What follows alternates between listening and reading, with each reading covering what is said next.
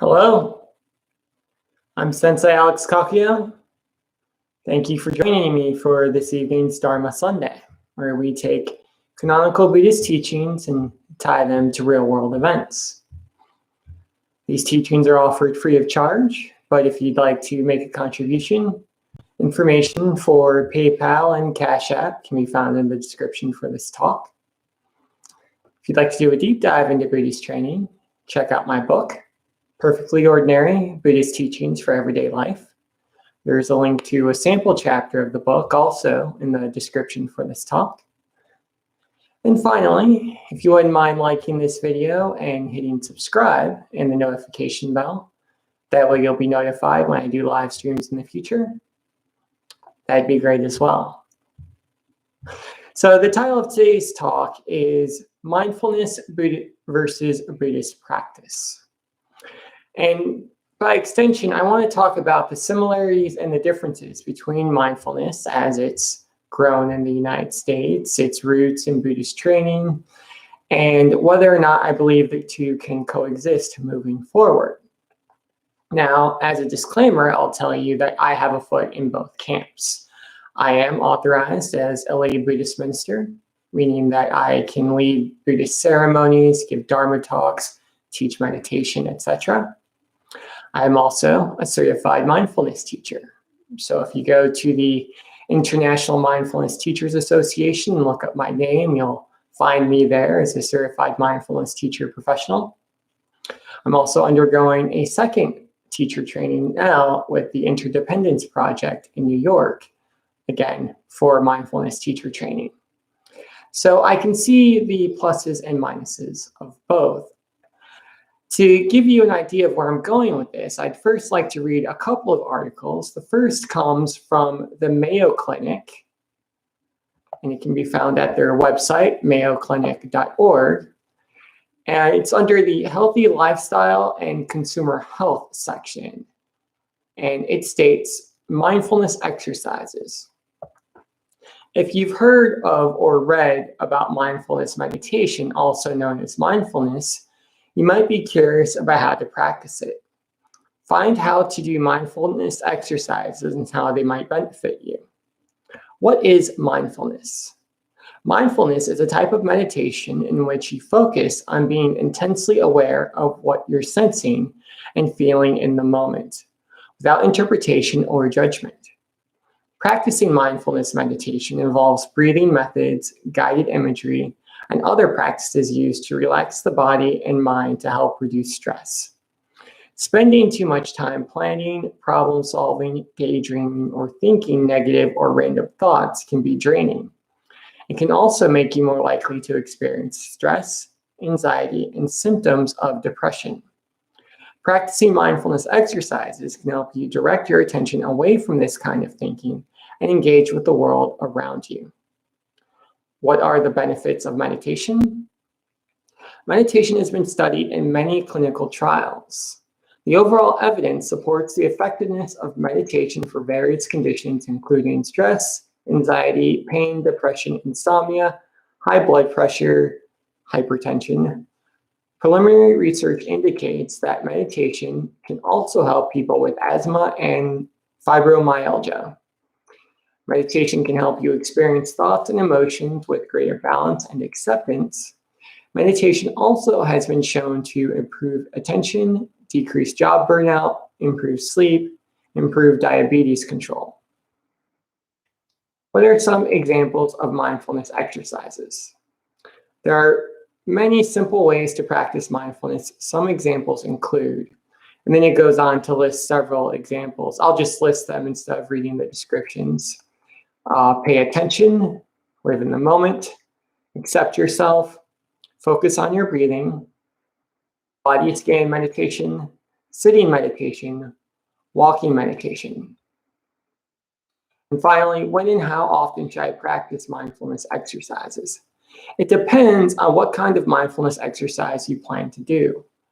Simple mindfulness exercises can be practiced anywhere and anytime.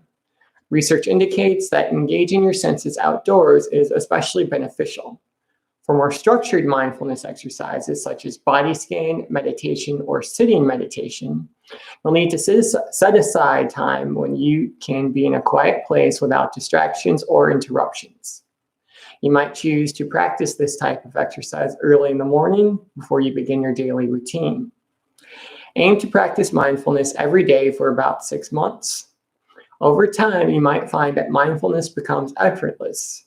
Think of it as commitment to reconnecting with and nurturing yourself. So that's an article that comes from the Mayo Clinic. They have their own programs, I believe, like MBSR, mindfulness-based stress reduction. And overall, they're clearly in favor of mindfulness practice. One thing I'd like to point out about this article is that, and then I'll read the next one, is that it's very much focused on what can mindfulness do for me. So it's almost a consumerist, capitalist view of mindfulness meditation, stripped of its spirituality component. It's very much you get your manicure and your pedicure, you get your massage, you do your mindfulness training. It's just another feather in the cap, so to speak. Not saying that's bad, it's just that seems to be the approach they're taking. Now, this next article comes from the Huffington Post. It was written by David Loy. He's a Zen teacher, and it says, well, it doesn't have a description for David Loy, but he's a Zen teacher. He's written several books on Zen, Buddhism, mindfulness, ecology, things of that nature.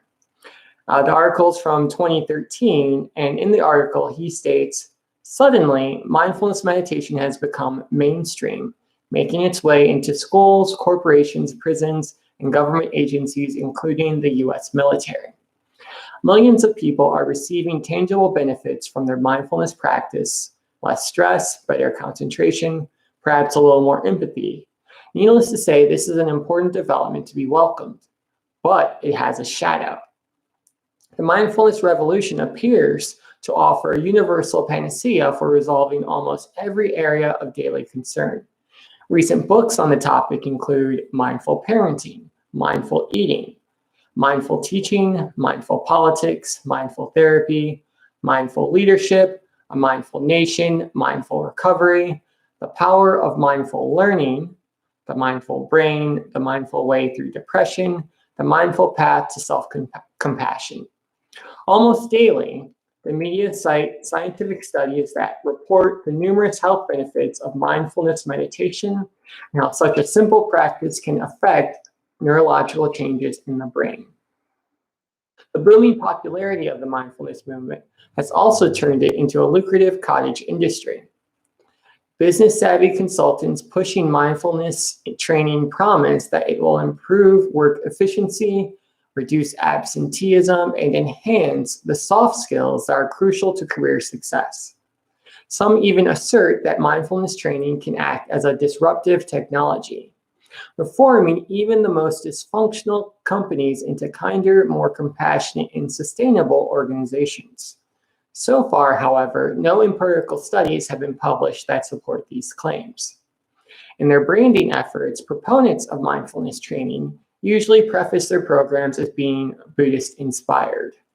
There is a certain cachet and hipness in telling neophytes that mindfulness is a legacy of Buddhism, a tradition famous for its ancient and time-tested meditation methods. But sometimes, in the same breath, consultants often assure their corporate sponsors that their particular brand of mindfulness has relinquished all ties and affiliations to its Buddhist origins. Uncoupling mindfulness from its ethical and religious Buddhist context is understandable as an expedient move to make such training a viable product on the open market. But the rush to secularize and commodify mindfulness into a marketable technique may be leading to an unfortunate denaturing of this ancient practice, which was intended for far more than relieving a headache, reducing blood pressure, or helping executives become more focused and more productive. While a stripped-down, secularized technique, what some critics are now calling Mick mindfulness, may make it more palatable to the corporate world, decontextualizing mindfulness from its original liberative and transformative purpose, as well as its foundation in social ethics, amounts to a Faustian bargain. Rather than applied mindfulness as a means to awaken individuals and organizations from the unwholesome roots of greed, ill will, and delusion, it is usually being refashioned into a banal therapeutic self-help technique that can actually reinforce these roots. Most scientific and popular accounts circulating in the media have portrayed mindfulness in terms of stress reduction and attention enhancement. We saw this in the Mayo Clinic article. These human performance benefits are heralded as the sine qua non of mindfulness and its major attraction for modern corporations. But mindfulness, as understood and practiced within the Buddhist tradition, is not merely an ethically neutral technique for reducing stress and improving concentration. Rather, mindfulness is a distinct quality of attention that is dependent upon and influenced by many other factors: the nature of our thoughts, speech, and actions, our way of making a living, and our efforts to avoid unwholesome and unskillful behaviors, while developing those that are conducive to wise action, social harmony, and compassion. This is why Buddhists differentiate between right mindfulness and wrong mindfulness. The distinction is not moralistic. The issue is whether the quality of awareness is characterized by wholesome intentions and positive mental qualities that lead to human flourishing and optimal well-being for others as well as oneself. According to the Pali Canon, the earliest recorded teaching of the Buddha, even a person committing a premeditated and heinous crime can be exercising mindfulness, albeit wrong mindfulness. Clearly, the mindful attention and single-minded concentration of a terrorist, sniper assassin, or white-collar criminal is not the same quality of mindfulness that the Dalai Lama and other Buddhist adepts have developed. Right mindfulness is guided by intentions and motivations based on self-restraint, wholesome mental states, and ethical behaviors, goals that include but supersede stress reduction and improvements in concentration. Another common misconception is that mindfulness meditation is a private internal affair. Mindfulness is often marketed as a method for personal self-fulfillment, a reprieve from the trials and tribulations of cutthroat corporate life. Such an individualistic and consumer orientation to the practice of mindfulness may be effective for self-preservation and self-advancement, but is essentially impotent for mitigating the causes of collective and organizational distress. When mindfulness practice is compartmentalized in this way, the interconnectedness of personal motives is lost. There is a dissociation between one's own personal transformation and the kind of social and organizational transformation that takes into account the causes and conditions of suffering in the broader environment. Such a colonization of mindfulness also has an instrumentalizing effect, reorienting the practice in the needs of the market rather than to a critical reflection on the causes of our collective suffering or social dukkha. The Buddha emphasized that his teaching was about understanding and ending dukkha, suffering in the broadest sense. So what about the dukkha caused by the ways institutions operate? Many corporate advocates argue that transformational change starts with oneself. If one's mind can become more focused and peaceful, then social and organizational transformation will naturally follow. A problem with this formulation is that today, the three unwholesome motivations that Buddhism highlights, greed, ill will, and delusion, are no longer confined to individual minds, but have become institutionalized into forces beyond personal control. Up to now, the mindfulness movement has avoided any serious consideration of why stress is so pervasive in modern business institutions. Instead, corporations have jumped on the mindfulness bandwagon because it conveniently shifts the burden into the individual employee. Stress is framed as a personal problem, and mindfulness is offered as just the right medicine to help employees work more efficiently and calmly within toxic environments. Cloaked in an aura of care and humanity, mindfulness is refashioned into a safety valve as a way to let off steam, a technique for coping with and adapting to the stresses and strains of corporate life. The result is an atomized and highly privatized version of mindfulness practice, which is easily co-opted and confined to what Jeremy Corrett and Richard King in their book, Selling Spirituality, The Silent Takeover of Religion, describe as an accommodationist orientation. Mindfulness training has wide appeal because it has become a trendy method for subduing employee unrest, promoting a tacit acceptance of the status quo, and as an instrumental tool for keeping attention focused on institutional goals. In many respects, corporate mindfulness training, with its promise that calmer, less stressed employees will be more productive, has a close family resemblance to now discredited human relations and sensitivity training movements that were popular in the 1950s and 1960s. These training programs were criticized for their manipulative use of counseling techniques such as active listening, deployed as a means for pacifying employees by making them feel that their concerns were heard while existing conditions in the workplace remained unchanged. These methods came to be referred to as cow psychology because contented and docile cows give more milk. Bhikkhu Bodhi, an outspoken Western Buddhist monk, has warned, absent a sharp social critique, Buddhist practices could easily be used to justify and stabilize the status quo, becoming a reinforcement of consumer capitalism. Unfortunately, a more ethical and socially responsible view of mindfulness is now seen by many practitioners as a tangential concern, or as an unnecessary politicizing of one's personal journey of self-transformation. One hopes that the mindfulness movement will not follow the usual trajectory of most corporate fads, the unbridled enthusiasm, uncritical acceptance of the status quo, and eventual disillusionment. To become a genuine force for positive personal and social transformation, it must reclaim an ethical framework and aspire to more lofty purposes that take into account the well-being of all living beings. So that's David Loy speaking in the Huffington Post. So what do we have here? We have two articles, both discussing mindfulness. We have the Mayo Clinic, which is essentially using mindfulness as a solve, if you will, for whatever's troubling you in the moment, whether it's a headache, whether it's hypertension, whether it's something more serious like fibromyalgia. This is just another tool in the toolbox, right up there with the aspirin or the retail therapy that you can try in order to try to fix yourself.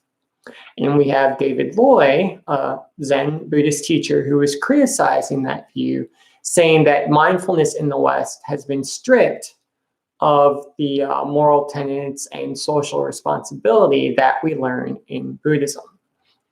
So who is correct? Well, I would kind of say they're both wrong. And again, I'm saying that as someone who's trained and authorized to teach both and who has a foot, again, in both camps. And to understand why that is, we have to first go back to the Buddhist teaching. Now, mindfulness was taught by the Buddha as part of the Noble Eightfold Path. We have the Four Noble Truths of Buddhism. Life is suffering. Suffering is caused by desire. The way to end suffering is to end desire. The way to end desire is the Noble Eightfold Path. And that's sort of the philosophy of Buddhism, if you will. On top of that, we have the Noble Eightfold Path, which is the praxis or the practical application of Buddhism.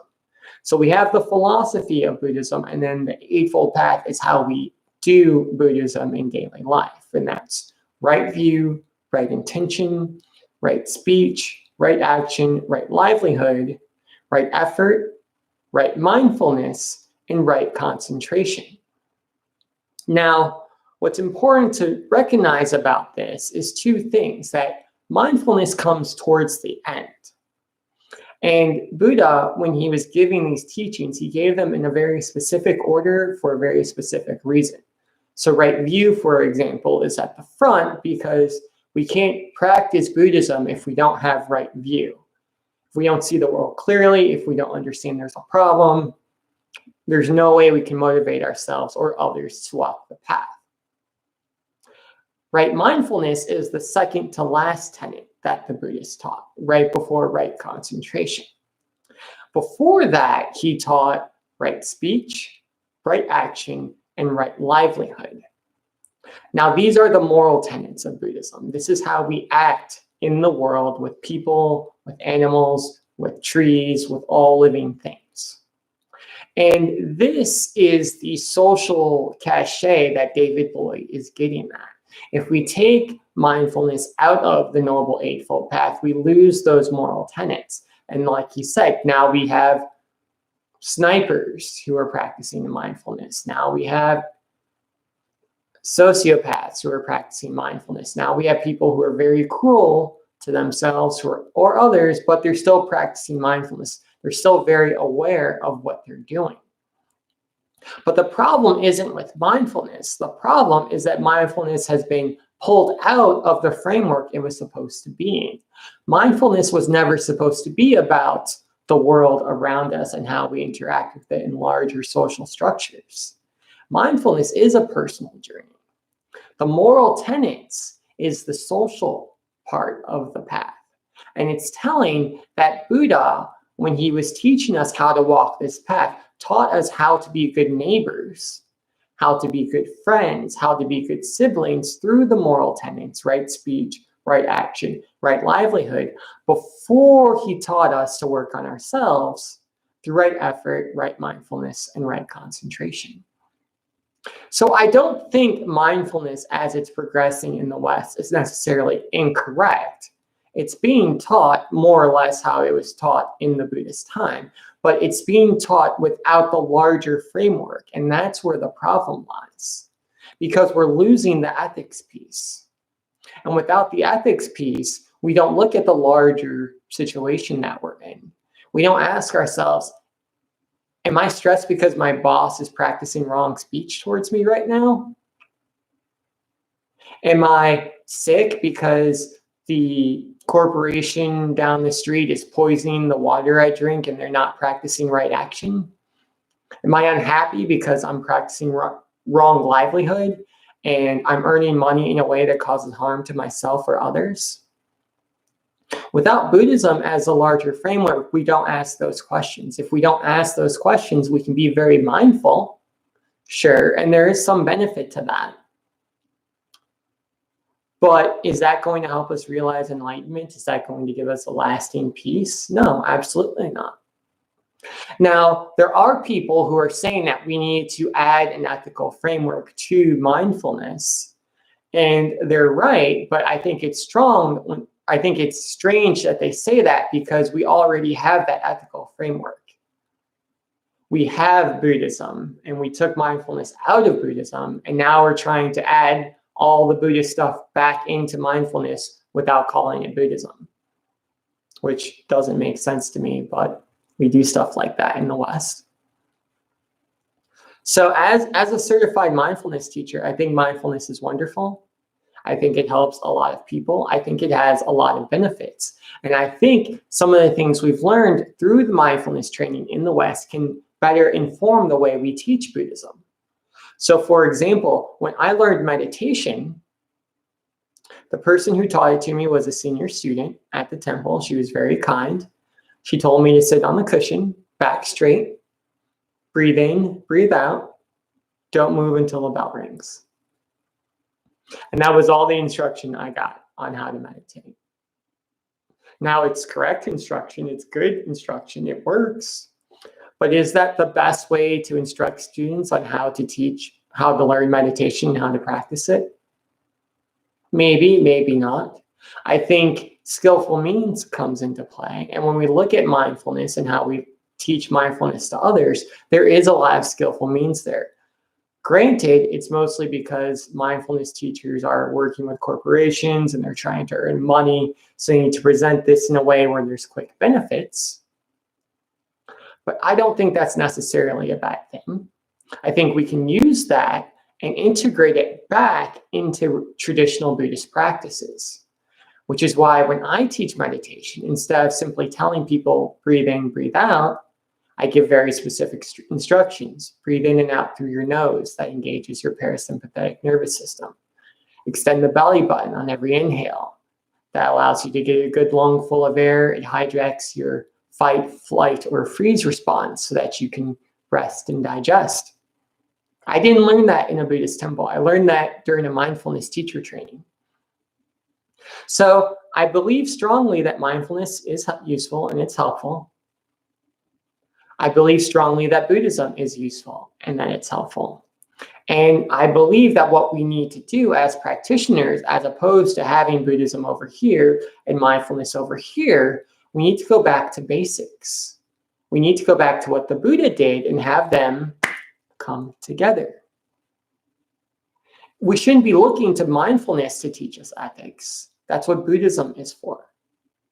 Mindfulness is there to help us relieve stress. It's there to help us calm our minds, to pay attention, and it's to help us prepare for meditation. That's why, again, Buddha teaching everything in very specific ways. He taught right mindfulness, and then finally he taught right concentration. Because once we practice mindfulness and we're paying attention and we're aware of what's going on around us, then we choose our focus of concentration. Generally in this Sangha, we choose our breath. But it could just as easily be a body of water or a candle flame. And then we're mindful of that object of concentration. And then when our thoughts wander, we bring our focus back to our object of concentration. We notice our minds are wandering because we're practicing mindfulness. And what happens? We start to disengage from our thoughts. We stop being enslaved by them. We're calmer and more gentler because we realize just because I have an angry thought or a scary thought doesn't mean I have to act on it. Doesn't mean I have to put fuel on that fire. That's the purpose of mindfulness, to prepare us for meditation. So I think the mistake that is made is that we have mindfulness here and we try to reintegrate the ethics of Buddhism into it. What we really should do is be reintegrating mindfulness back into the traditional Buddhist practices. Now, I do believe that mindfulness teachings on their own can be a good stepping stone into that, which is why I'm all for mindfulness training and mindfulness teaching, mindfulness practices. You have to crawl before you walk. But I think it's a bit strange when we look at mindfulness and say, well, where's the ethical teachings? Well, where's the criticism of larger social structures?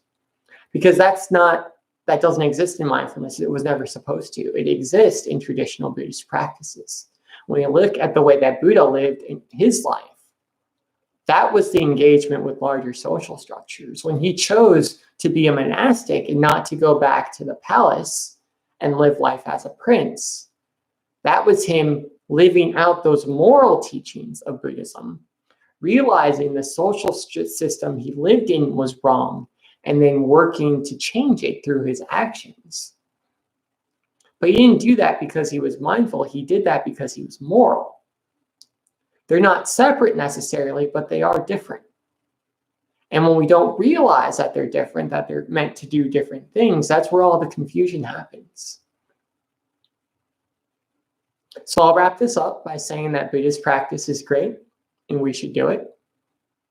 Mindfulness practice is great, and we should do it. If we are more comfortable starting off with mindfulness practice first, that's fine. If we're more comfortable starting off with traditional Buddhist practices first, that's also fine. But the goal, in my view, should always be to find a way to integrate the two, as the Buddha did 2,600 years ago, because that's when we get on the train of the Dharma, so to speak, and that's when we're able to walk the path to enlightenment. Morality on its own is wonderful. We should practice morality. You'll never hear me say differently, but that's not going to get us enlightenment by itself. Mindfulness is wonderful on its own. You'll never hear me say we shouldn't practice mindfulness, but mindfulness on its own will not help us realize enlightenment. We have to integrate the two practices together. And unfortunately, I feel like that's what the Mayo Clinic and what David Lloyd miss out on in their arguments, is that they treat the two things as they're separate when they're not. They're integrated. They're part of the larger Buddha body, just like everything else in samsara. So that's the talk for today. Amitabha.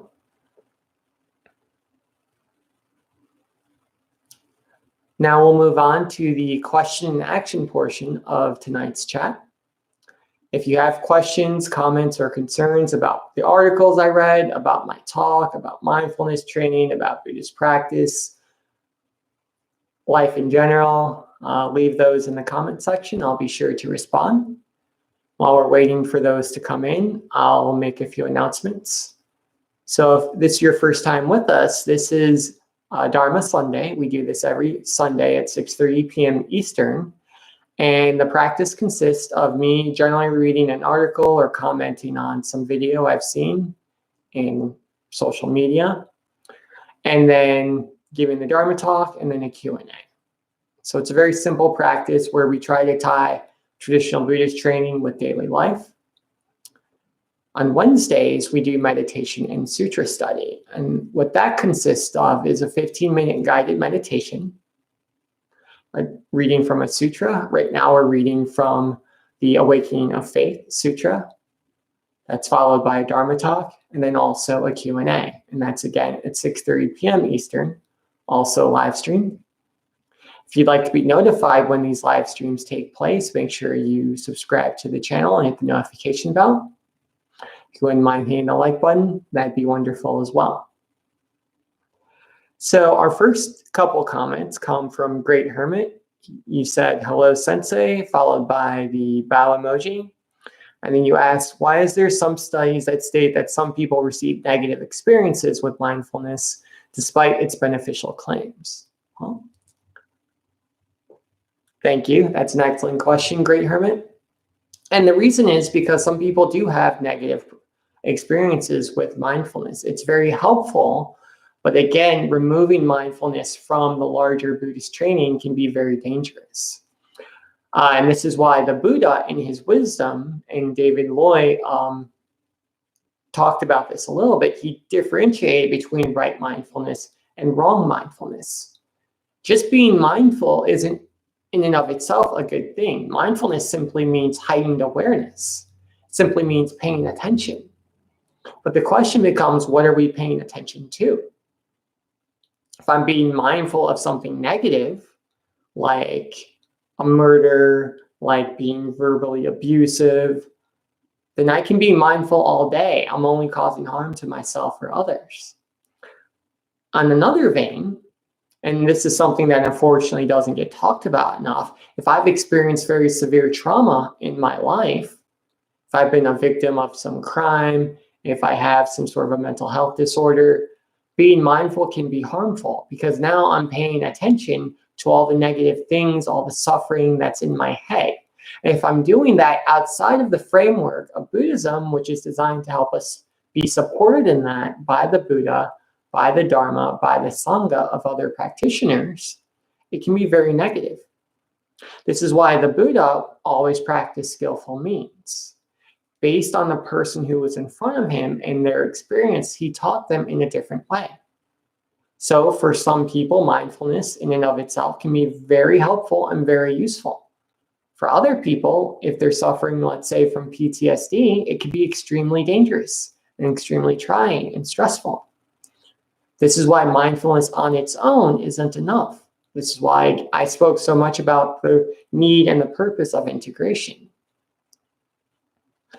This is also why I think mindfulness training, as it's shown in the West, can be useful in a Buddhist context, because one of the things I've experienced in my own mindfulness teacher training is there is a big focus on that trauma-informed practice, on knowing when, well, this mindfulness practice actually may be dangerous for this person because of things that they've experienced, of knowing that there are certain practices that are good and certain practices that are harmful for various individuals.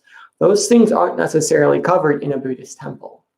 When you go to a Buddhist temple, what they do is what they do, and that's it. The training is the training. You can do it or you cannot do it, but they're not deviating from the schedule. And there's a reason for that. There's space for that.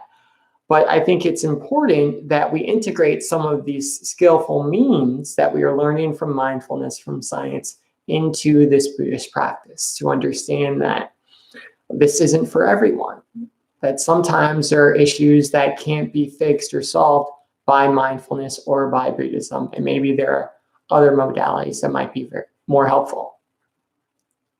So that's kind of a long answer to your question. I think overall mindfulness is very beneficial, but there is the possibility for harm. I view it a lot like I view exercise. If you've ever looked at they don't have tapes anymore, but back when they did, there was always a sticker that said, before you do this exercise program, speak with your doctor, make sure you're physically healthy, right? I think mindfulness should come with a similar warning that before you do this, you should make sure you're in a space where being mindful of your thoughts isn't going to cause more harm than good. And unfortunately, that doesn't always happen, which is why we have situations like the one you talked about, Great Hermit, where people are actually harmed through mindful practice. Allison Griffin did the blue heart, followed by, I believe, a flower, and then that looks like the 8-spoke wheel, which is great. Thank you, Allison. Good to see you. And then you made the comment, I think a lot of people, especially Americans, need therapy and morality while doing a mindfulness practice. I think there's some truth to that. Absolutely. One of the things I learned when I earned my certificate in pastoral counseling is that I am not a therapist. And I have to know as a Buddhist minister when the conversation has reached a point, when my interaction has reached a point with a person when I'm not the best person to work with them. Not to say I don't like them or I don't care about them. There are just certain things I'm trained to deal with as a Buddhist minister. There are certain things I'm trained to deal with as a mindfulness teacher. And there are certain things I frankly just don't have the training for. And I believe in spirituality circles, unfortunately, many teachers don't have that level of humility to say, maybe you need to talk to this person instead. Because they get hung up on that idea, I'm the guru and I know everything and I can fix everyone. And that's not good. I believe in therapy. I believe it can be very helpful. And I think we could all deal with a little therapy and a little morality in our lives. Absolutely. Good comment. Great Hermit said, what are some of the meditation techniques practiced in Buddhist traditions? Well, let's see. So when we talk about meditation, what we're really talking about, in Buddhism at least, is concentration. So like I said in the talk, we have right mindfulness, which is us having a heightened sense of awareness, and then right concentration is single-pointed concentration. We talk a lot about this in Zen. What am I being mindful of? What am I paying attention to? And this can be any number of things. What is the anchor, right? So it could be we're being mindful of our breath. We could be mindful of a candle flame, mindful of a body of water. Chanting is not often talked about this way, but it is a type of meditation. We're mindful of the chant. When I say Namo Amida Butsu, I'm not just saying the words. I'm saying it. I'm paying attention to the feeling of the words in my throat.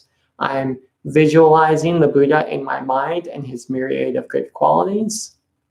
And I'm trying to manifest that feeling in myself. So when I chant Namo Amida Butsu, I'm using the Buddha as my focus of meditation. So mindfulness plus concentration is what makes meditation. And that often gets lost in the conversation. Some people mistakenly translate the 8th tenet of the Noble Eightfold Path as right meditation, but that's incorrect.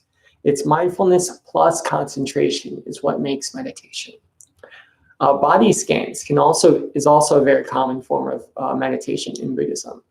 So we're mindful of the body, and we're mindful of our feet on the ground, of the cushion beneath us. We're mindful of the feeling of the wind against our skin. Buddhaghosa actually was a Buddhist monk and philosopher. He gave something like 40 potential objects of meditation. I can't think of all 40, but the clouds, plant life, bodies of water, candle flames, the moon, our physical sensations, etc. can all be focuses of concentration, can all be used for meditative practice. And what's great is when we understand that, we can meditate anywhere at any time. We just find the anchor, find the point of concentration that works for us. But I'd say more traditionally, if you go to most temples, what you'll be using as your point of concentration for your meditation will either be the Buddha, it will be your breath, or it will be your body and your body sensations that you'll use for the meditation. Anko said, hello, Sensei. I've been dealing with an addiction. I even memorized the 32 parts of the body to remove this attachment. And the thought comes back and I act on it every time. What are your thoughts to burning this flame out? That's a good question. Addiction is very challenging. It's very tough. I'm not an addiction counselor, so I'm limited in how intelligently I can speak to this. However, one thing that can be helpful for dealing with an addiction, at least in my own experience, is reminding ourselves of how, there's two parts to it. One, letting go of our guilt around the addiction. So it's ironic that feeling bad about having this addiction can make us more addicted because we feel bad, we feel guilty, and then we go to the crutch we're used to going to, which is whatever we're addicted to, which in my case, this was alcohol.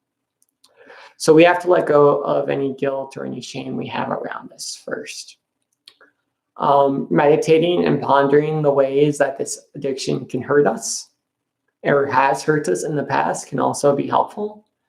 I found that oftentimes when we're addicted to something is because we're so focused on the pleasurable and the nice portions of it that we enjoy, and that we don't even think about, well, how am I going to feel tomorrow or the next day? What is this going to do to my relationship with this other person I know?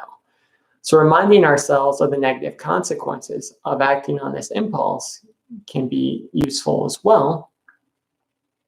And then finally, just removing ourselves from spaces where we're able to act on these impulses. So for me, when I was giving up my addiction to alcohol, that meant I stopped going to bars, which is probably very common sense, but it's something I didn't want to do for a lot of time because my friends were in bars and it was a social thing and it's fun. I just go to listen to the music, but I had to remove myself from those spaces and frankly, sometimes from those people who were pushing me to act on this impulse for me to be rid of it. So those would be my 3 suggestions. Again, I'm not an addiction counselor, so I'm limited in how I can speak about this. But from my own experience, letting go of any guilt or shame we have around the addiction, reminding ourselves of the negative consequences, then also removing ourselves from any place where we can act on that impulse we're trying to let go of, whatever it is. I found all those things to be helpful in my own life. Good question.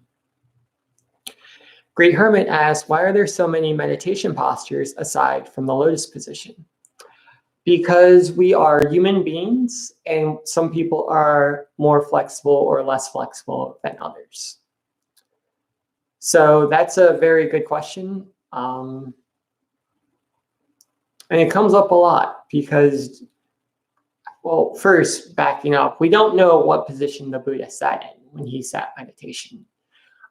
If we read the sutras, he sat on a rock that was covered over by deerskin, which was traditionally just what holy people used in his day for meditation. So he kind of just did what everyone else did.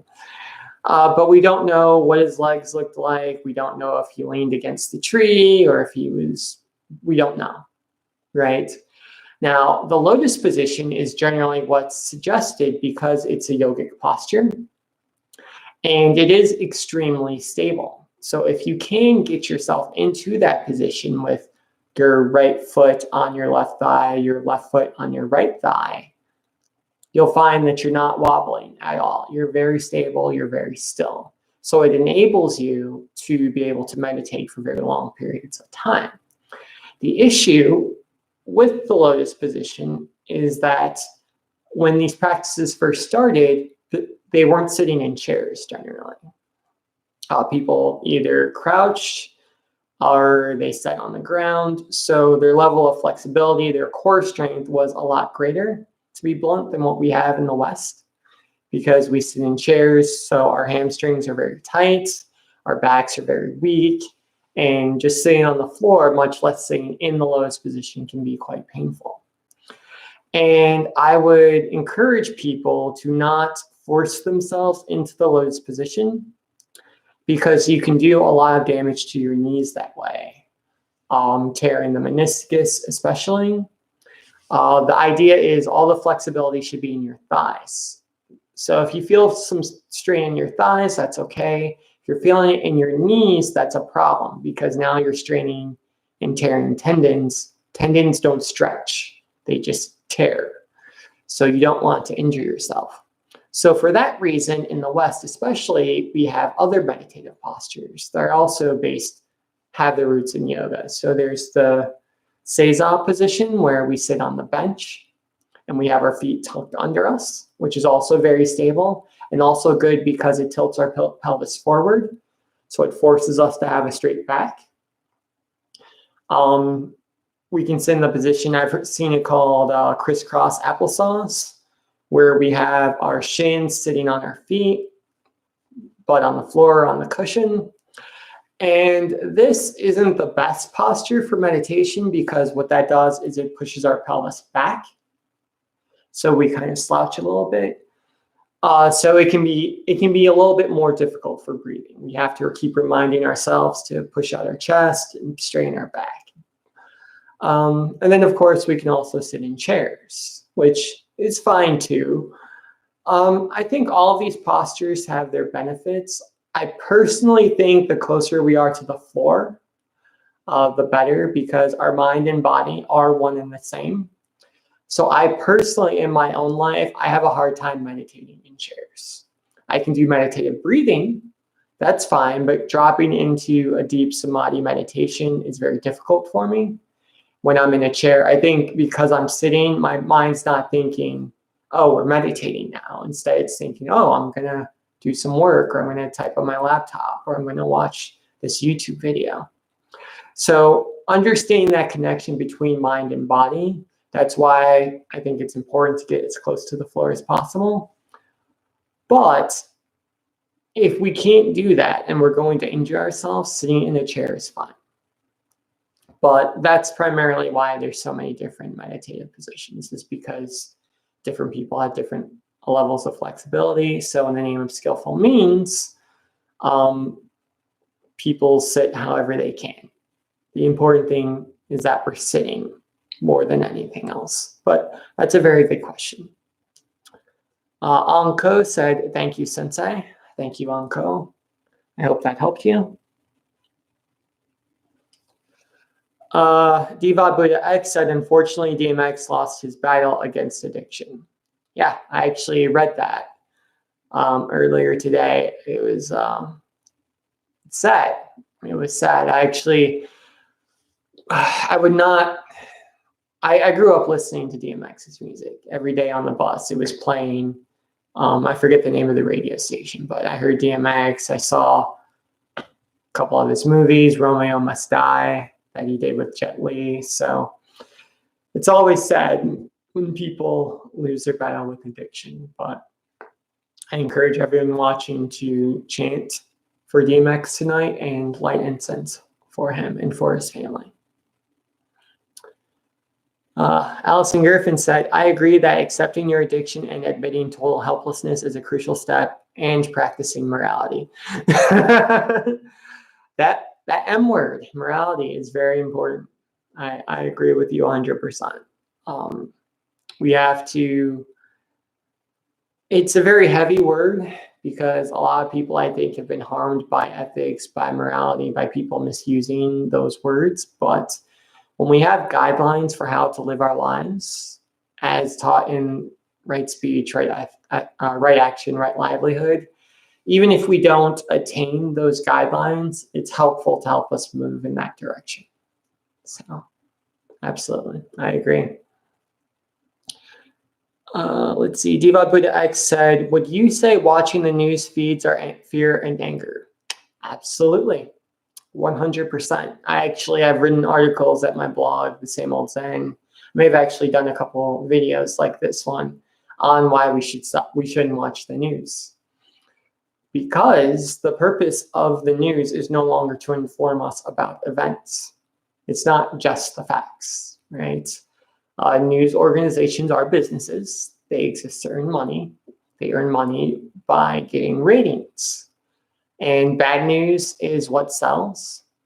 So that's what you see in the news all the time, is things that are designed to get us angry, to get us upset. Why? Because when we're in that scared, fearful mind state, we tune in even more because we want more information, because we're worried, because we're scared. That leads to more ratings, which leads to more money from advertisers. It's terrible for us as individuals, but it's good for the news organization.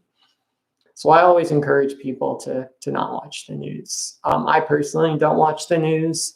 I see headlines, obviously, when I'm going through the internet. I check the weather quite a bit because I have to know what it's going to be for my crops. But beyond that, the news isn't really helping anyone. And I haven't really had any situations where something big happened that I didn't find out about it, even though I'm not watching these news networks.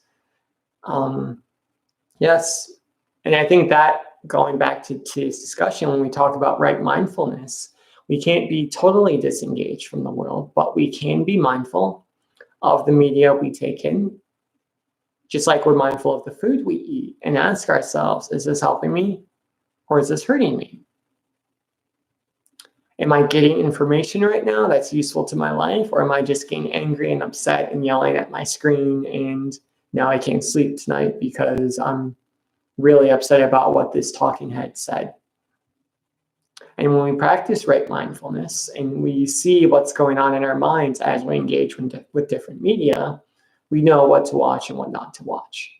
So again, we can't completely isolate ourselves from the world, but to your question, I do believe most of the news right now is built and designed to create fear and anger within us. And it's important for us to practice mindfulness so that we can know what's helping us and what's hurting us. Good question. Ko said, dang, may DMX beat whatever addiction he has in the next life of his rebirth. Yes, that's the goal. Absolutely. And I wish him the same. Great Hermit said, if someone's a Buddhist, are they allowed to pray to other gods? I don't see why not. Let's see. We acknowledge other gods in Buddhism. They're Brahma, Indra, all make appearances in the sutras. So there are gods, there are demigods, as we spoke about previously. If you read the Lotus Sutra or watch some of the meditation sutra study chats we had about the Lotus Sutra, all kinds of celestial beings show up. So if people want to pray to other celestial beings, that's fine. I'm not sure it'll help them realize enlightenment, but, to each their own. I should also say, now that I'm thinking about it, Venerable Thich Nhat Hanh actually had a really great book. I think it was called Living Buddha, Living Christ, where he talks about the similarities and the overlap between Christianity and Buddhism, because that's a common question in the West. Can we be Christian and Buddhist? Not that I'm saying this is what you were going towards, but just something that came into my head. Thomas Merton was a Catholic priest and friar who was also a practicing Zen Buddhist as well. So it's a common thing, actually, for people to practice Buddhism and practice other things as well. There's a good friend of mine, Sarah Odinson. He's not Buddhist, but he practices meditation, and he also practices paganism. He's part of the North tradition. So yeah, it's a very big umbrella, I guess, is what I'm saying. As long as we are holding to the Four Noble Truths and the Noble Eightfold Path, if we in this life feel we need to integrate other things into our practice, then I believe that's okay, as long as we're holding to those core tenets. Let's see, Alison Griffin said, I gave up one of many addictions eventually because of the bloodshed and suffering generated by my use. That's a very good reason, and congratulations on doing that, Alison. Yeah, but just really contemplating the consequences of our actions, not in a I'm so terrible, I'm guilty kind of way, but just in a, well, I'm going to do this thing and this is what's going to happen as a result.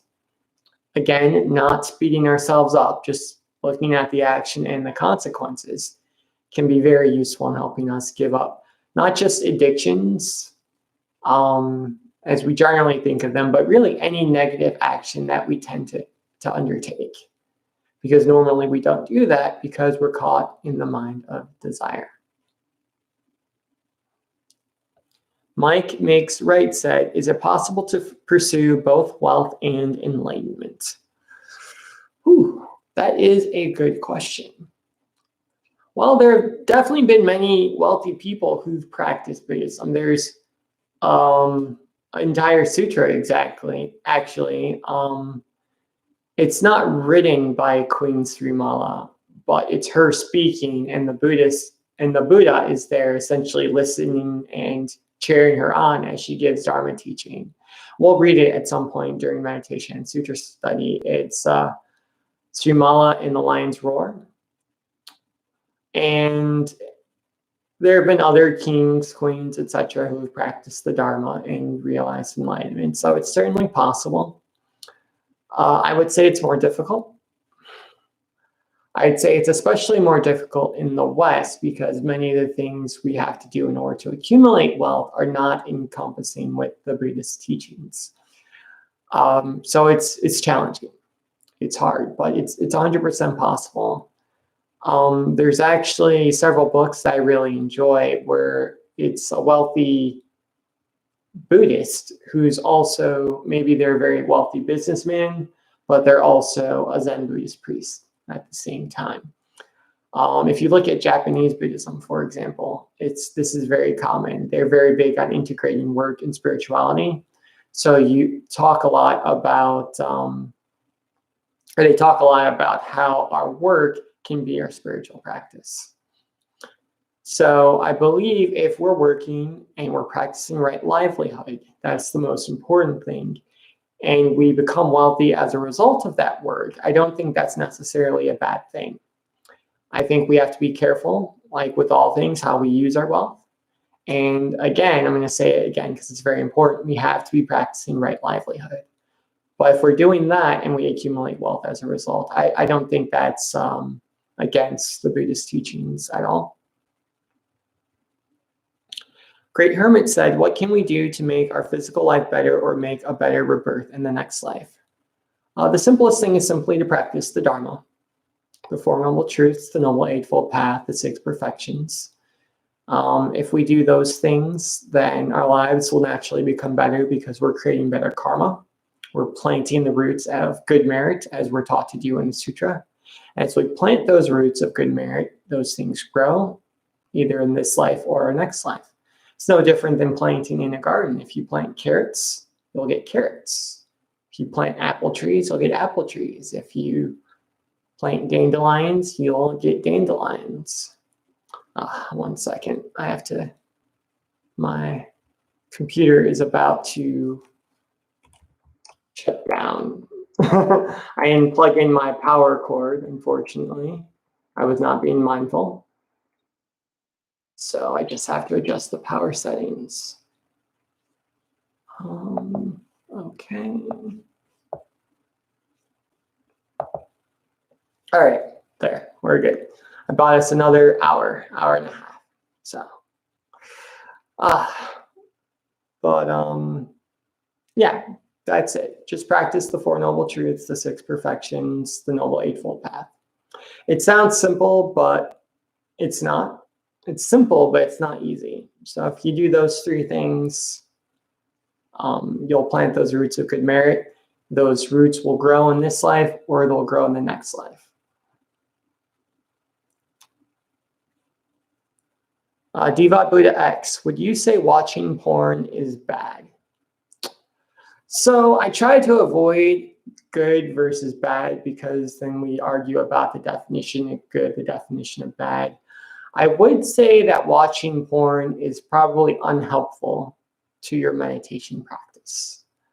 Going back to the news, what's the point of a lot of the news these days? It's to get us riled up, to get us angry, to get us scared, which is not helpful to any sort of a mindfulness or meditative practice. It doesn't help us rid ourselves of greed, anger, and ignorance, the three poisons. So I encourage people to not watch the news and learn about what's going on in other ways. Similarly, with porn, I just don't think it's helpful, because what's the purpose of porn? It's to get us to think lustful thoughts. It's to get us riled up, to get us caught in the mind of desire. I would say we're probably not watching porn unless we have that mind of desire. And then that, again, is not helpful to our meditative practice. So I would not say that someone is a bad person if they watch porn, assuming, of course, that it's two consenting adults. But I would say that what they're doing is probably detrimental to their spiritual practice. So that's something that should be taken into account. Let's see. Great Hermit asks, what is the Avatamsaka Sutra? Is it a good sutra to learn about Buddhist cosmology? Yes, it is a good sutra. It's similar to the Lotus Sutra in that it does talk a lot about cosmology. There's a lot happening there with beings from other realms making appearances, offering teachings. I'd say there's a lot of information there about Buddhist cosmology. I would say if you're going to read it, it's not an advanced text, but it is a text that uses a lot of specialized language. So I would read it not necessarily trying to understand, just trying to absorb and get the feeling for it, with the understanding that you're going to come back to it later in life. But it's a Mahayana Buddhist sutra. We'll probably cover it at some point in the meditation sutra studies. Actually, I know we will. It'll just be later in the year. So you also asked, what is the six perfections? Well, the six perfections very simply are, I haven't recited them in so long. Generosity, morality, patience, vigor, concentration, wisdom. And essentially what they are six aspects of the Bodhisattva path. They're kind of, if you think of the Four Noble Truths as the philosophy of Buddhism, the Noble Eightfold Path is the praxis or practical application of Buddhism. Then the six perfections are kind of just further practical application. Generosity, equanimity, morality. So it's another way of rethinking the Noble Eightfold Path and living it out in our daily lives so that we can better live out the Bodhisattva vow to save all sentient beings from suffering. How is it different from the 10 perfections? It's really not different. So in Theravada Buddhism, they have the 10 perfections. In Mahayana Buddhism, we have the 6 perfections. Unfortunately, I cannot recite the 10 perfections, the other 4 off the top of my head. I'm not a Theravadan practitioner. But essentially, we started off with the 6 perfections, and then later on, down the Buddhist path, 4 more were added. So the 10 perfections are equally good, equally valid, definitely helpful towards the path. It's just a different understanding, if you will. They all grow out of the Noble Eightfold Path. It's just a rethinking of how to express that path in daily life. What does the Buddha say about choosing a good spouse? Well, the Buddha was a monastic. So in his view, we should all be celibate monks who don't have spouses, was what he suggested primarily. But he did talk about relationships between people who are married, one to the other. And I'm trying to think. I know there is a teaching in the Pali Canon where he talks about what it is to be a good wife and what that looks like. I don't know if he gave a specific teaching about what we should look for in a spouse, but I would say, kind of speaking for the Buddha, we should look for the same things we would look for in ourselves. So we choose a spouse who's wise, who's compassionate, who we can help. We bring joy, not suffering to their lives, and vice versa. The same thing we would look for ourselves as Buddhist practitioners. I'd say we should look for those same things in a spouse or any friend or companion we're looking to spend time with. Let's see, what is considered right livelihood? So right livelihood is anything that's not one of the 5 forbidden professions. So anything that's not selling weapons, selling intoxicants, selling poisons, slavery, or animal butchery are the 5 forbidden professions. And these are professions that in the Buddha's view are so harmful that the karma is so negative around these professions that we should not take part. Anything that's not one of those 5 professions would fall into right livelihood. So if you work at a bank, if you work in a call center, if you work in IT, if you drive an Uber, let's say, that would be right livelihood. Now, the key is we practice our livelihood in keeping with the Buddha Dharma, right? So there's not really a good way to enslave someone, right? You can't enslave someone in such a way that's in keeping with Buddhist teachings, which is why slavery is forbidden in Buddhism. But you can drive an Uber in a way that's in keeping with Buddhist teachings. So the first step is to avoid those 5 forbidden professions. The next step is to practice our livelihood in a way that's in keeping with Buddhist teachings. Let's see, Great Hermit said, how do you continue to develop compassion for others even when they do not appreciate, respect, or treat you kindly after you try to do good for them? Well, you remind yourself that you're not practicing compassion in the hopes of getting a reward.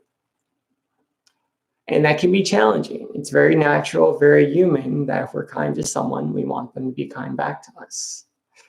Unfortunately, that's not always going to be the case. The Buddha was mistreated many times after he realized enlightenment.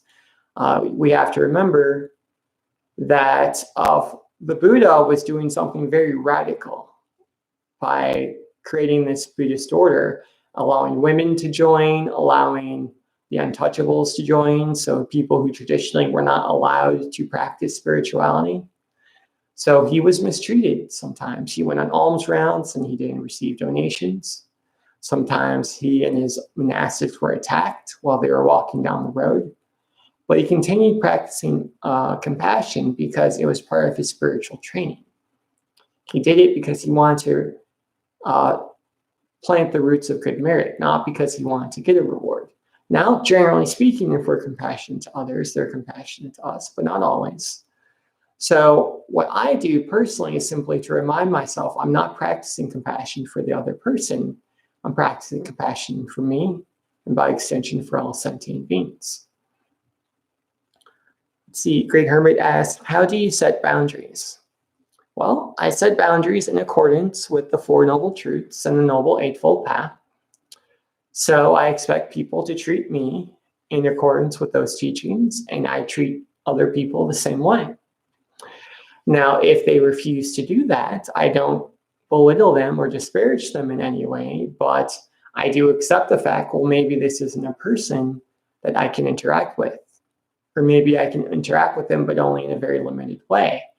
I think of the story of Bodhisattva Sadapaributta, who, and I'm paraphrasing, was very mistreated in his life when we write his story in the Lotus Sutra. And yet, even though he was mistreated, he did two things. One, he literally ran away. He didn't allow people to continue to disparage him and beat him up. But after he got a good distance between him and them, he said, no matter what you do, I won't disparage you. You will be a Buddha someday.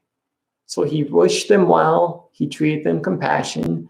What he did was a sort of, it was a form of metta meditation or loving kindness meditation. May you be happy, may you be healthy, may you be well.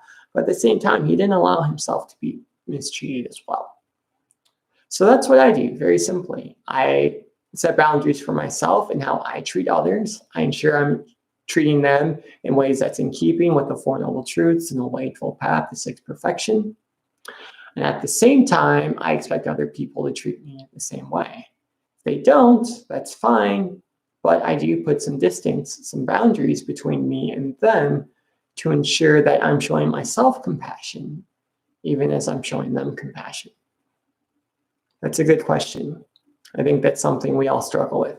I actually did a video in this channel on how to set boundaries and the importance of setting boundaries. So you may want to search for that after the talk. Any other questions or comments for this evening?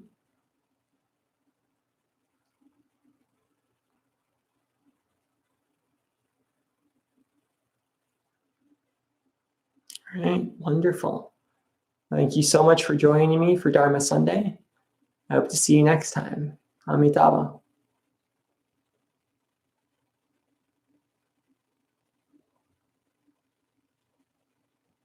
Oh, Shibuhara said, I have to leave now, but I was glad to see some of the session. Thank you.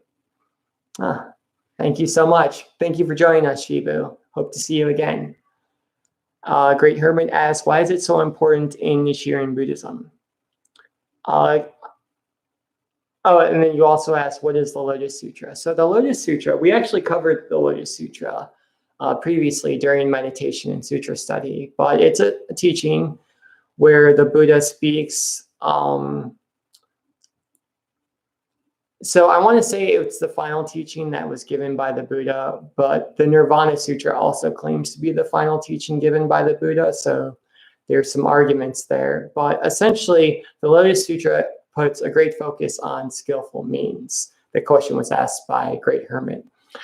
And it's important for that reason, because the Buddha essentially does two things. One, he answers a lot of questions of why there seems to be conflicting teachings in the Dharma, why sometimes we're told we can eat meat under certain circumstances, sometimes we're told we're not allowed to eat meat at all, ever, for any reason, things of that nature. So the focus on skillful means makes it very important.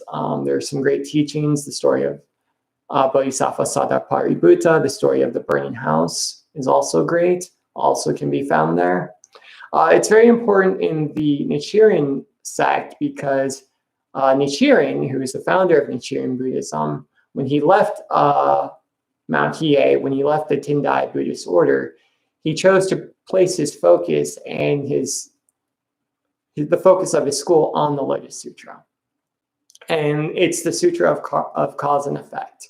So if we chant the Lotus Sutra, if we understand the Lotus Sutra, if we come in contact and flow with the Lotus Sutra, then we'll generate good karma for ourselves and for others. So I'm not a practicing Nichiren Buddhist, so I can't speak too much about it, but it's a very wonderful text. It's very important in Mahayana Buddhism, and it's important in Nichiren Buddhism because Nichiren, when he founded his Buddhist order, he chose to put their focus on that particular set of Buddhist teachings. In the same way that Shinran and Honen chose to use the Pure Land Sutras for the focus of their school. Good question. Anko said, informative sensei, with the bow emoji.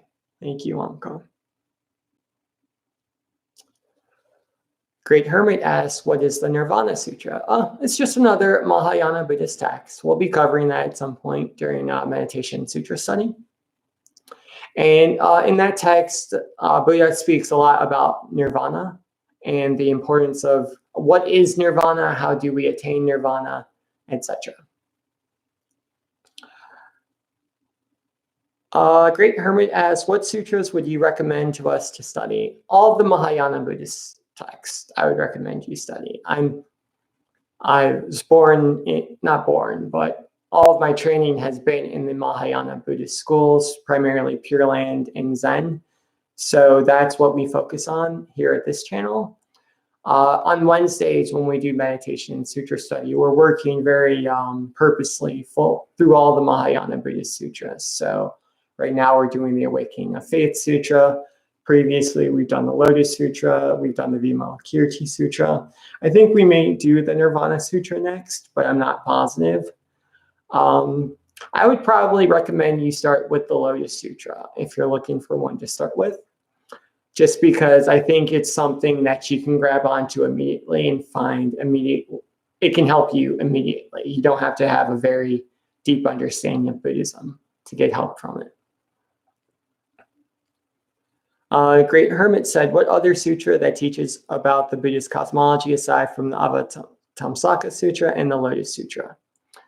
Those would probably be the big ones that teach about Buddhist cosmology. So I would focus on those. I can't think of any others that are very big on the cosmology of Buddhism. I think those are probably your best bet. The Pure Land Sutras don't necessarily focus on Buddhist cosmology per se, but they do speak very specifically about Amida Buddha and Amida's Pure Land, which is part of Buddhist cosmology. It's actually referenced towards the end of the Lotus Sutra. It's kind of offhand remark of, there's all these bodhisattvas, including this one called Amida, who has a Pure Land of his own type deal. So, let's see. Ben Bell said, Nam Myoho Renge Kyo. Nam Myoho Renge Kyo. For those of you who don't know, in Nichiren Buddhism, that's the chant they do. So in Pure Land, it's Dhammo Amida Butsu. In Nichiren, it's Nam Myoho Renge Kyo, which I believe means I take refuge in the Lotus Sutra. Great Hermit asks, why is the Pure Land considered the best realm to be born in? It's not considered the best realm to be born in. I think it's a very useful realm to be born in. It's a realm that's designed specifically to help us realize enlightenment. So if we're reborn there, it's essentially guaranteed that we'll realize enlightenment because it's the perfect place for us to do that. It's designed specifically for humans and our own suffering and what we're having to work through. So we can be reborn in many lands, but Amida's Pure Land is designed specifically to help us realize enlightenment. It's a land free of the suffering of birth, aging, sickness, and death. So we don't have any distractions and we can practice wholeheartedly. Great Hermit asks, which translation of the Lotus Sutra should I read? I'm very fond of the BDK English Tripitaka translations. I think they're very good, very useful. They don't take very many liberties. So it's not, you never have a literal translation of a sutra because then the grammar wouldn't make sense. But I think they do a really good job of making it make sense in a Western context, but still being true to the original writings. So that's what I would suggest. Great Hermit asks, did the Buddha ever teach magic? So it's interesting. If we read the sutras, we do see spell casting there. In the Lotus Sutra, there are dharanis. Dharanis are spells. We're invoking deities for various purposes. So, there is spell casting in Buddhism. We see it in, not so much in Zen. Well, we do see it in Zen. They just don't admit that it's spell casting. But if you go to a Zen temple and you chant a dharani, that's what you're doing. You're casting a spell. Vajrayana Buddhism, there's a lot of spell casting there too. So I guess you could say there is magic there. Yes. How would Buddhism adapt to the advancing technology? Well, the same way that we're adapting. We're using technology to practice the Dharma. Whatever technology comes forward, we need to find a way to use it to create joy and happiness for others without creating harm, and also use it to learn and teach the Dharma wherever possible. Allison Griffin said, Namo Amida Butsu. Thank you, Sensei. Namo Amida Butsu. Thank you, Allison. Great Hermit asked, who were the Buddha's teachers before the Buddha Shakyamuni became the Buddha? I have no idea.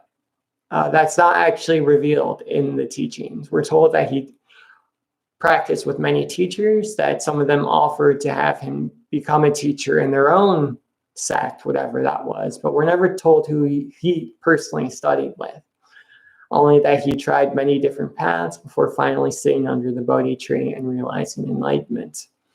I'd say his greatest teacher actually probably wasn't a spiritual person per se. It was Sujata, who was a milkmaid who saw that he was starving and passed out in a river, and she saved his life. She fed him so he regained his strength, and it was through her compassion that he, one, lived, but two, was enabled to sit under the Bodhi tree and realize enlightenment.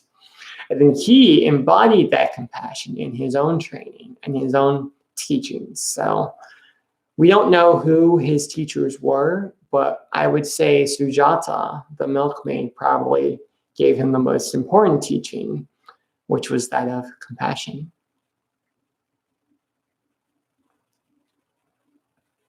Okay, well, looks like that's it for this evening. Until next time, Amitabha.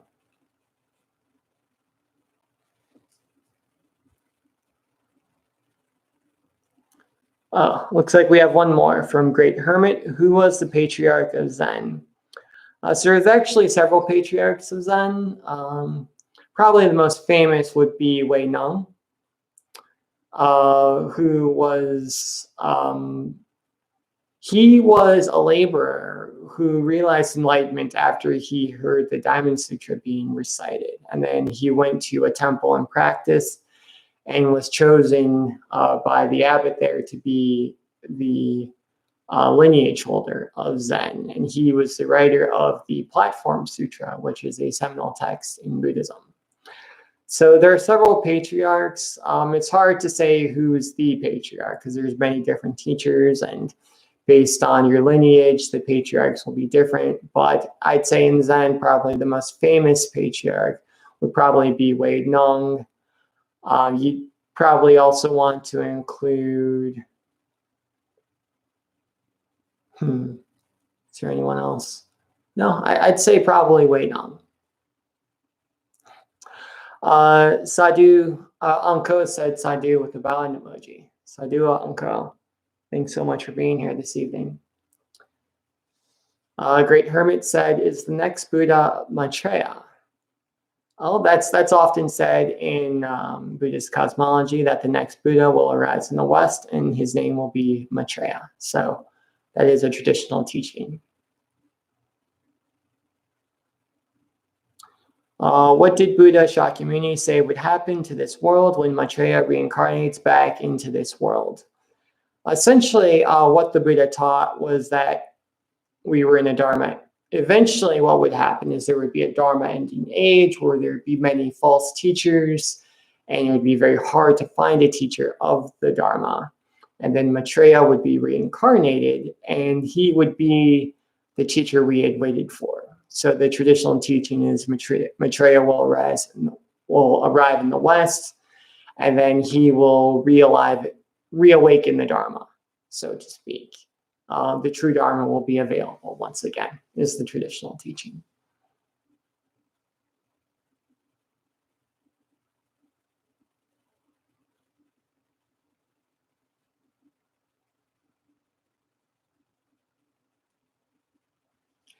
Great Hermit said, why does it sound so similar to Jesus and the Messiah? Well, Buddhism is 500 years older than Christianity, so there may have been some crossover there. between the two faiths. Savior stories are very common in, world religions. And there are many similarities. I've often heard it said that the story of Amida and Amida Buddha creating the Pure Land for us to be reborn is very similar to Jesus and the Messiah. So Maitreya, same thing. I don't know why it sounds similar. I do see similarities though. I think there's probably some crossover between the faiths because Buddhism is 500 years older than Christianity. And then savior stories are just frankly very common in religious contexts. Great Hermit asks, do the devas have any influences on our lives? Well, all living beings have influence on our lives, so probably. I know in Vajrayana Buddhism, a big part of the practice is learning to appease the devas so they don't cause us harm.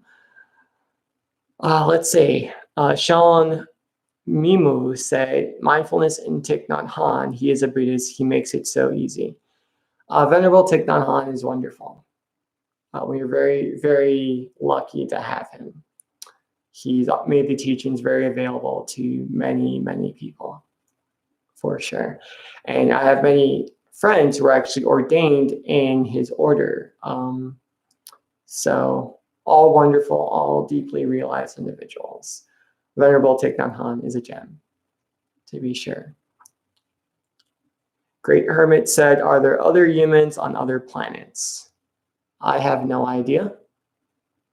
I don't know. I've never been to other planets, but well, I mean, it's a possibility. Who knows?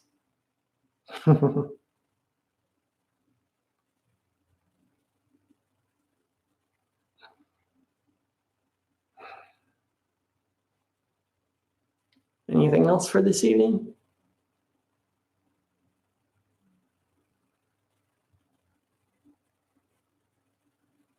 Great Hermit asks, what does the Buddha say about self-defense? Well, the Buddha and his order were strict pacifists. There are actually stories of monks being kicked out of the order because the Buddha was attacked, other members of the Sangha were attacked, and they fought back physically. So the Buddha himself was a strict pacifist. Let's see. I would say overall, self-defense is like anything else in life, that there is a mixed bag of karma there. Obviously, we don't want to cause harm to others, but at the same time, we don't want to allow harm to be caused to ourselves. So we all have to work with our own inner wisdom, our own inner compassion to figure out where we personally draw that line between self-defense and compassion for ourselves and for others. Great Hermit asked, why do the Chan schools practice martial arts? The Chan schools actually don't practice martial arts. There's Shaolin Buddhism, which is separate from Chan. And there they practice Buddhism, though to be frank, I think the Buddhism part has been kind of put to the side and there's more of a focus on the martial arts piece. But traditional martial arts training isn't really a big part of Chan Buddhist teachings. Sean Mimu said, I learned my lesson when I was supporting Osho. I did not see the violence. Yes, I've watched a couple documentaries on Osho. It's pretty sad what happened. I think those individuals started out with the best of intentions, but it obviously went very, very bad and was not in keeping with the Dharma in any way, shape, or form.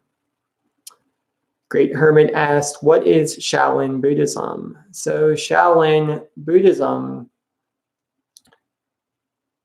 I don't know if Shaolin Buddhism is actually a thing. So there are Shaolin martial arts. So these are monks that practice Shaolin martial arts. Now, there are stories that in the past, Shaolin, these martial artists were also Buddhist practitioners, and they were taught martial arts in order to make themselves fit so that they could then practice Buddhism. But there isn't a Shaolin Buddhist school per se. And whether or not there was ever a Shaolin Buddhism, I don't know. But if you go to a Shaolin temple these days, you'll see very little in the way of the traditional Buddhist practices.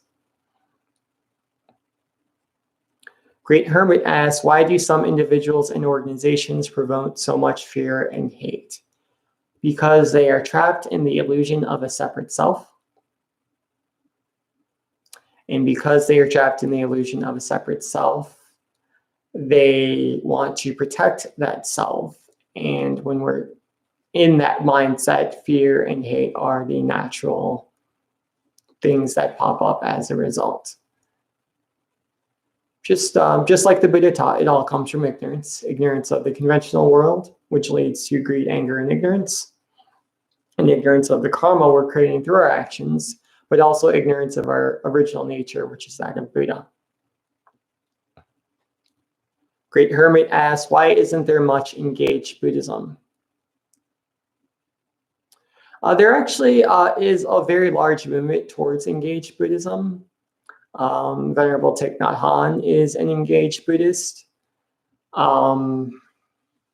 Let's see, the Zen Peacemakers Order is also very engaged in the world, blending activism and Buddhist practice. So engaged Buddhism is definitely having a heyday, so to speak, especially in the West.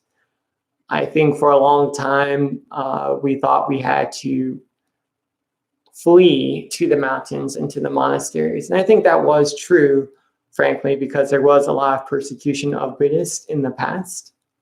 So we had to escape, but now we have to engage, and that's happening more and more. Sean Mimu said, with violence, we will not survive.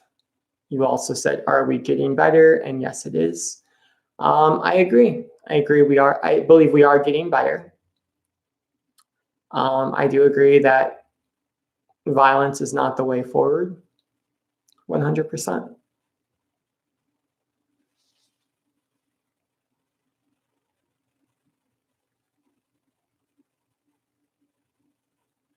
Any other comments or questions before we close?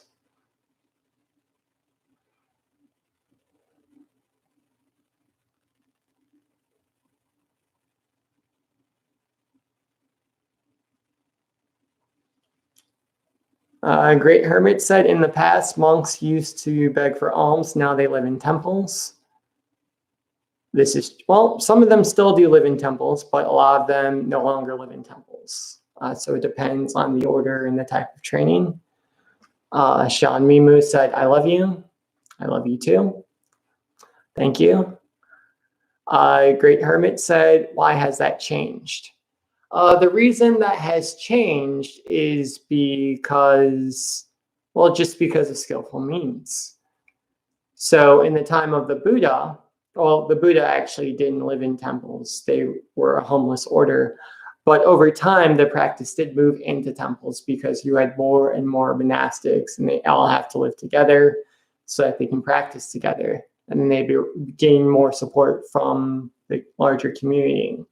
However, over time, monastics in temples have been getting less support from the community. And they haven't been going on alms rounds because in a lot of places, it's literally against the law. There are actually stories of Confucians, practitioners of Confucian philosophy who were very powerful in China, persecuting Buddhists because they were going on alms rounds. They were seen to be interlopers and beggars, etc. So the practice had to change. They lived in temples. They learned to be self-sustaining. You know, they grew gardens. That's why agriculture is such a big part of Zen Buddhism in China, Japan, Korea, etc. The practice changed. And then here in the West, it's very similar. Because, again, going on alms rounds is against the law in many areas. You'll be arrested for loitering. And because there isn't that tradition of supporting people through donations, many Buddhist teachers, including myself, have day jobs in order to support themselves. Great Hermit also asked, "Where's your cat?" No, he's in the other room. He's off sleeping somewhere. Great Hermit asked, "Do you think Buddhism will increase in the West?" Yes, I do. Absolutely. I think it's growing. I think it will continue to grow and continue to change over time to meet the needs of the people.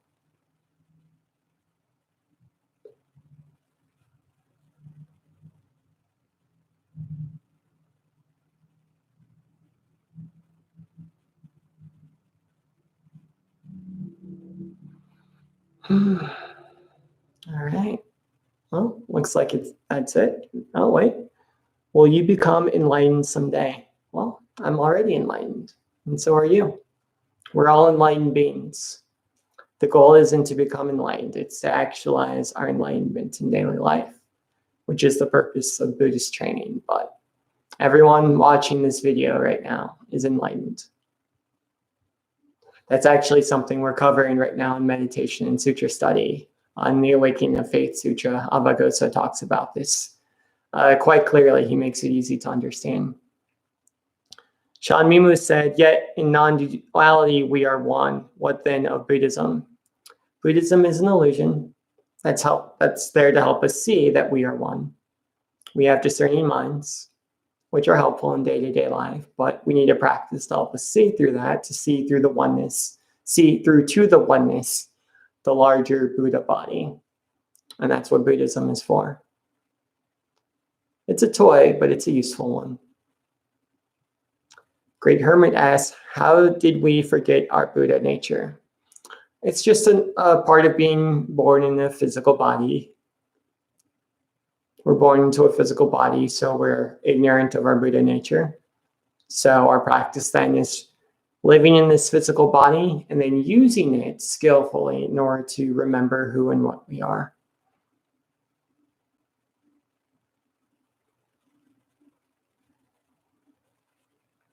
Shan Mimu said, "What counts is that we find it." Yes, good insight, Shan, 100%. Great Hermit said, "If we are all one, then why do we all have different karma?" Well, there are many plants in the world, but different plants have different karma. There are many clouds in the sky, but every cloud is different. There are many snowflakes, but every snowflake is unique. Being one and being the same are not the same thing. There are many leaves on one tree, but they're all still individual leaves. We're all individuals, part of the same Buddha body, but we're still also at the same time individuals. You can think of it as being part of a family. If you have siblings, brothers, sisters, mom, dad, let's say, you're all individuals. You all have different karma, but you're still part of one family. So that's why we're all one and we're all separate at the same time. This is the Two Truths doctrine. Great Hermit asks, "Where can I buy Buddhist robes?" That's a good question. Honestly, if you just go online and type in Buddhist robes, I'm sure something will come up. Sometimes temples, in order to raise money, will sell robes to practitioners as well. Alice WK, "How much time do you recommend a beginner to meditate each day?" I recommend starting with 1 minute. The goal of meditation is not to meditate a long time. The goal is to meditate consistently. It's better to meditate for 1 minute for the rest of your life than to meditate for once every couple of months, right? So what I always recommend is start with 1 minute a day and go from there. And maybe you'll find that 1 minute is way too short and you need to go longer than that, which is great, wonderful. Maybe you'll find that 1 minute is perfect because you can do it right before you go into work or right before you get into the shower. And that's perfect as well. Just start with 1 minute, see how that feels. Maybe you'll go to 5, Maybe you'll go to 10, maybe you'll stay at 1. Just feel it out. The goal, again, isn't to meditate for a long time. It's to meditate consistently every day. Let's see, Great Hermit asks, which websites do you recommend to buy Buddhist items and robes? Oh, good Lord. I'll be honest, most of my items were gifted to me. So I don't have any websites that I particularly enjoy.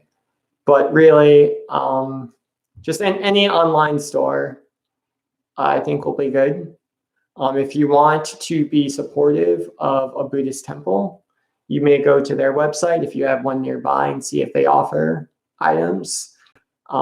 Actually, now that I think about it, that Buddhist statue behind me, I bought that at a temple. So I would go to a couple temple websites to see if they have items for sale so you can support them. If not, just go to a regular online store like you would for anything else. LSW UK says, thanks. Oh, well, thank you. Excellent question. Great Hermit said, does Buddhism teach about chakras or is it a Hindu teaching? So that's a very interesting question. So if we look at Chan Buddhism specifically, and also if we look at teachings that are offered in some Korean Buddhist sects, you do have teachings around chakra, around energy work, etc. So I don't believe that's traditionally part of Buddhism. I haven't seen anything in the sutras that speak about chakras, but you will find and learn about chakras in different schools of Buddhism. I think it's been integrated into the practice over time.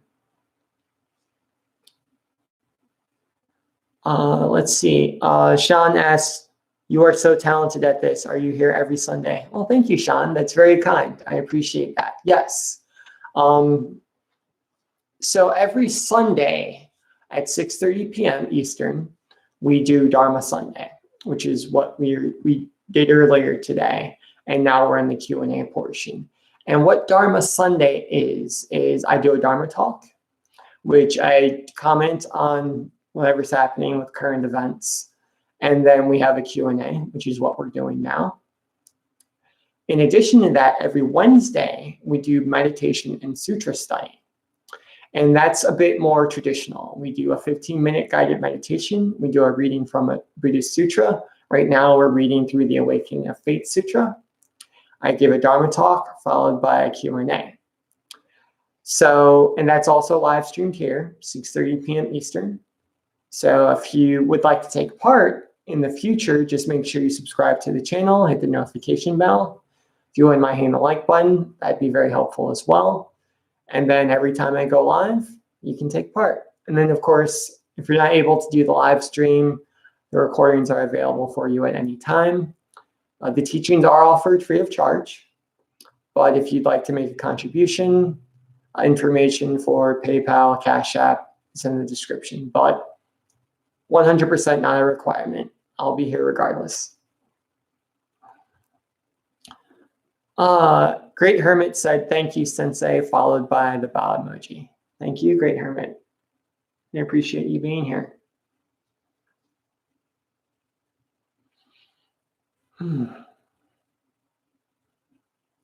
Anything else for this evening before we close?